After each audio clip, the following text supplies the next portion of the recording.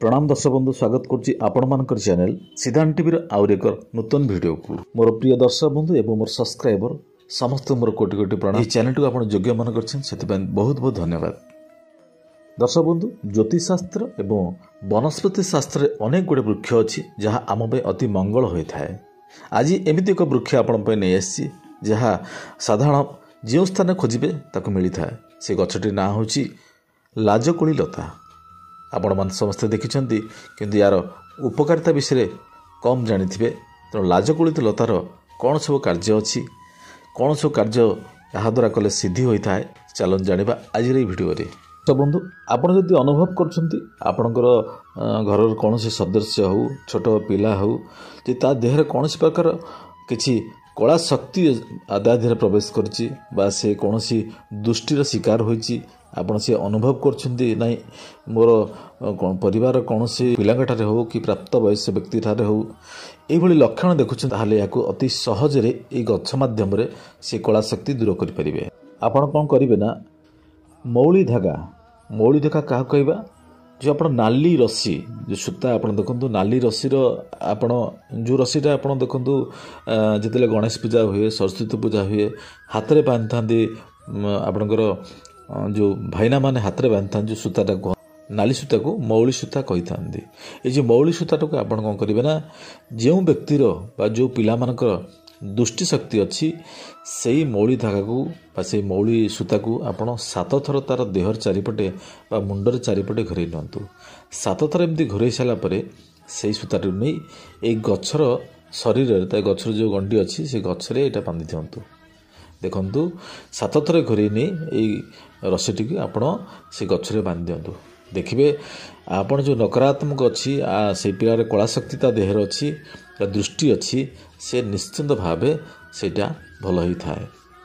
चलन जानिबा व्यवसाय क्षेत्र में आपण कौन शोरूम करिसेंती कौन दुकान करिसेंती जे कौन दुकान हो बा आपणकर ठेला गाड़ीटे कर व्यवसाय कर निजर जीवन यापन करने सब कर्म कर सब ठीक अच्छे आपणकर खाद्य रे व्यवसाय हो वस्त्र हो जेकोसी क्षेत्र हो आपण ठीक रे अच्छी ठीक मार्ग अच्छा क्या ठकु ना सब सत मार्ग जाऊँगी जहाँ भी आप क्वालिटी बिकुंट ठीक ठाक सब अच्छी अथच व्यवसाय हो ना आपणकर वेल गुड वेल व्यवहार अच्छी सबू थाई व्यवसाय आप हो ना। जो गुरु पुष्या नक्षत्र अच्छी मन रखु गुरु पुष्या नक्षत्र दिन आपण ये गछटी को टिके बरण करने पड़ो कौन से मंत्र आवश्यक नहीं। दीप धूप जल अर्पण करी ए गछटी को आपण बुधवार दिन अर्थात गुरु पुष्या पड़ो आप गुरुवार दिन बुधवार दिन जाई आपण स्नान करी अति खुशी मनर जाई ए गछटी को दीप धूप अरुआ जल दे प्रणाम करिकी आपणकर दुख जणेकी आसतु एवं गुरुवार दिन जाई ए गछटी को नहीं आसतु। गछरू आनी से चेरटी को आपण हलदी पानी हो गंगा जल रे हो आकु धोई नियंतु। धोईकी कौन करेंगे ना एक नाली वस्त्र बांधी आपण जो दुकान अच्छी बा आपण शोरूम अच्छी आपण ठेला गाड़ी अच्छी जेकोसी क्षेत्र हो आपणकर जो दुआर बंध अच्छी दुआर बंधर मझी भागरे मझी स्थान रे किसी गात खोलिकी से गातरे ये जो बांधी नाली कपड़ार जो चेरटी की ये गछर चेरटी को से पोती दिंतु। आपण 12 दिन पर्यंत आमिष भक्षण करंतु नहीं कि आमिष से व्यवसाय क्षेत्र में प्रवेश करंतु नहीं। देखिए निश्चिंत 13 दिन ठारू आपण सफलता आरंभ हो आप व्यवसाय निश्चिंत भाव उन्नति घटिबो। जदि आपण कहार मंगल चाहूँगी अर्थात आपणकर बंधु हो आपणकर संपर्क व्यक्ति हो जदि दुई जन भितर संपर्क खराब होइछि से संपर्क आपण जोड़िबा को चाहूँगी अति सहज उपाय ये गछटी को आपण बरणे करी आणतु।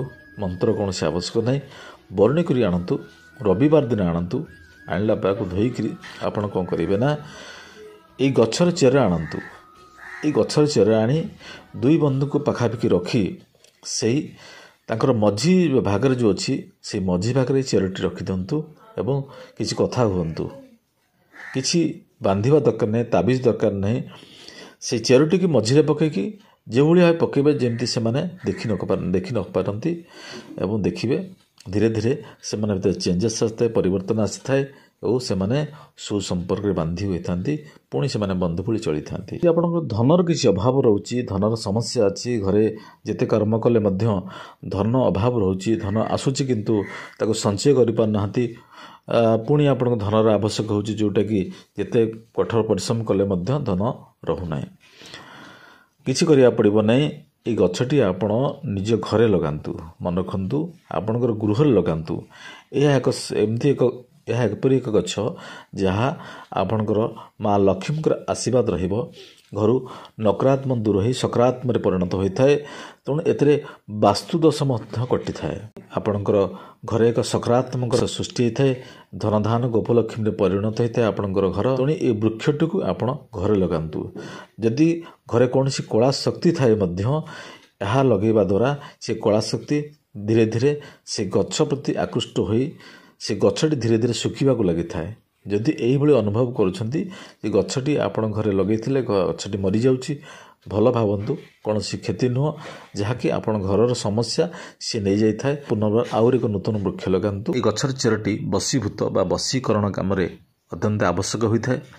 ଯଦି ଆପଣ କାହାକୁ ଭଲ ପାଉଛନ୍ତି, ପ୍ରେମ ବିବାହ କରିବାକୁ ଚାହୁଁଛନ୍ତି, ତାଙ୍କୁ ସମ୍ମାନ ଦେବାକୁ ଚାହୁଁଛନ୍ତି, ତାଙ୍କ ସହିତ ସୁସମ୍ପର୍କ ରଖିବାକୁ ଚାହୁଁଛନ୍ତି, କିନ୍ତୁ ଅସଫଳତା ହେଉଛି, ଏ ଗଛରୁ ଚେର ବ୍ୟବହାର କରି ଆପଣ ସେଥିରେ ସଫଳ ହୋଇପାରିବେ। ଏ କାର୍ଯ୍ୟରେ ସିଦ୍ଧି କରିବାକୁ ହେଲେ ଆପଣ ରବିବାର ଦିନ ଯାଆନ୍ତୁ, ସ୍ନାନ ହୋଇ ସ୍ୱଚ୍ଛ ମନରେ ଯାଆନ୍ତୁ ଏବଂ এই ଗଛଟି ଉପାଡ଼ିବା ପୂର୍ବରୁ ସର୍ବପ୍ରଥମେ ବରୁଣେଇ କରନ୍ତୁ, ପ୍ରଣାମ କରନ୍ତୁ, ଦୀପ ଧୂପ ଟିକେ ଦିଅନ୍ତୁ। ଗଛଟି ଯେତେବେଳେ ଆପଣ ଉପାଡ଼ିବେ ସେ ସମୟରେ ଯାହାକୁ ଆପଣ ଭଲ ପାଉଛନ୍ତି, ଯାହାକୁ ସମ୍ମାନ ଦେବାକୁ ଚାହୁଁଛନ୍ତି, ଯାହାକୁ ଜୀବନ ରୂପେ ଗ୍ରହଣ କରିବାକୁ ଚାହୁଁଛନ୍ତି, ତାଙ୍କ ନାମ ଧରିକି ଗଛଟି ଉପାଡ଼ନ୍ତୁ ଏବଂ ଆଣନ୍ତୁ। ଘରକୁ ଆଣି ଆପଣ ସେଥିରେ ହଳଦୀ ପାଣି ହେଉ ବା ଗଙ୍ଗା ଜଳ ଧୋଇତ କରି ତାକୁ ରଖନ୍ତୁ, ନାଲି କପଡ଼ାରେ ବାନ୍ଧି ରଖନ୍ତୁ।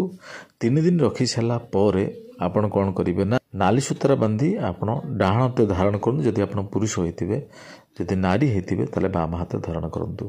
ଧାରଣ କରି ଆପଣ ତାଙ୍କ ସହିତ ଯେଭଳି ଭାବରେ କଥା ହେବାକୁ ଚେଷ୍ଟା ହେଉଥିଲେ ସେଭଳି ଚେଷ୍ଟା କରନ୍ତୁ, ମିଠା କଥା ହୁଅନ୍ତୁ, ଦେଖିବେ ଆପଣଙ୍କ କାର୍ଯ୍ୟ ନିଶ୍ଚିନ୍ତ ଭାବରେ ସଫଳ ହେବ। ଅନେକ ଔଷଧ ଗୁଣ ଅଛି ଏଥିରେ, ଆପଣଙ୍କ ପାଇଁ ନେଇ ଆସିବି। ଯେଭଳି ଭାବରେ ଜଣ୍ଡିସ୍ ରୋଗ ପାଇଁ ପିଲାମାନଙ୍କର କୁର୍ମି, ପିହୁଳା, ବିଛା କାମୁଡ଼ିଲେ ଏହାର ଗଛଟା କିଭଳି ଭାବେ ବ୍ୟବହାର କରିବେ, ଏମିତି ଅନେକ ଔଷଧୀୟ ଗୁଣ ଅଛି, ଆପଣଙ୍କ ପାଇଁ ନେଇ ଆସିବି।